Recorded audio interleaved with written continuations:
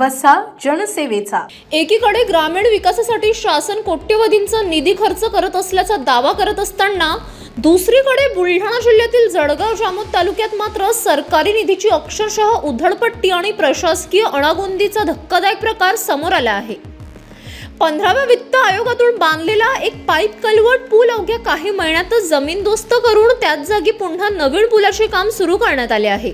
या संपूर्ण प्रकरणाची उच्चस्तरीय चौकशी करून दोषींवर गुन्हे दाखल करण्याची मागणी इंजिनियर राजू समाधान इंगळे यांनी जिल्हा परिषद मुख्य कार्यकारी अधिकाऱ्यांकडे केली आहे। जळगाव जामोद तालुक्यातील सुणगाव येथील लेंडी नदीवर गोरक्षनाथ महाराज मंदिराकडे जाणाऱ्या रस्त्यावर 15व्या वित्त आयोगातून 2022-23 एक पाईप कल्वर्ट पूल बांधण्यात आला होता। या पुलाचे काम निकृष्ट दर्जाचे असल्याचा आरोप करत ग्रामस्थांनी तेव्हाच विरोध दर्शवला होता। आश्चर्य म्हणजे ज्या कामावर ग्रामसभेने आक्षेप घेतला होता त्याच कामाचे 4,80,811 रुपये नियमबाह्य पद्धतीने कंत्राटदाराला अदा करण्यात आले।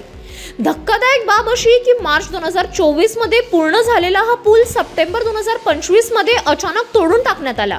हा पूल तोडण्यासाठी कोणतीही अधिकृत परवानगी किंवा ग्रामपंचायतीचा ठराव नव्हता असे पत्र ग्रामसेवक जोशी यांनी पंचायत समिती विभागाला दिलेले आहे।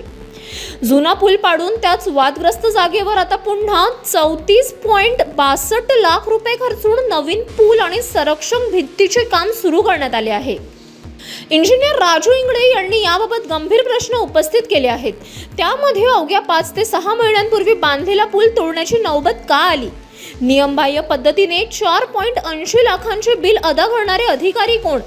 नवा पूल बांधताना जुन्या पुलाच्या तोडफोडीचा हिशोब कुठे आहे?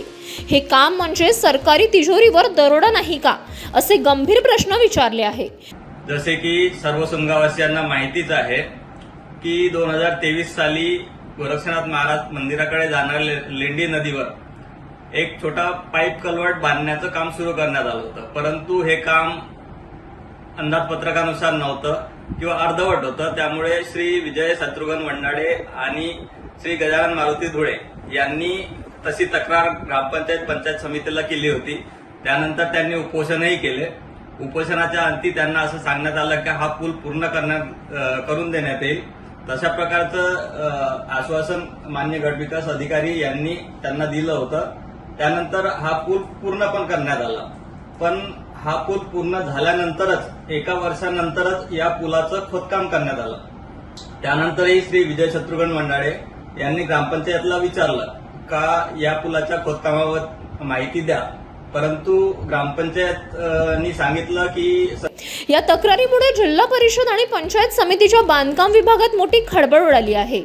जिल्हाधिकारी आणि मुख्य कार्यकारी अधिकारी या गंभीर प्रकरणाची दखल घेऊन संबंधित कंत्राटदार आणि जबाबदार अधिकाऱ्यांवर काय कारवाई करतात याकडे सर्वांचे लक्ष लागले आहे।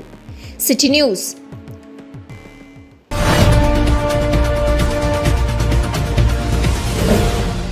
सिटी न्यूज वसा जनसेवेचा।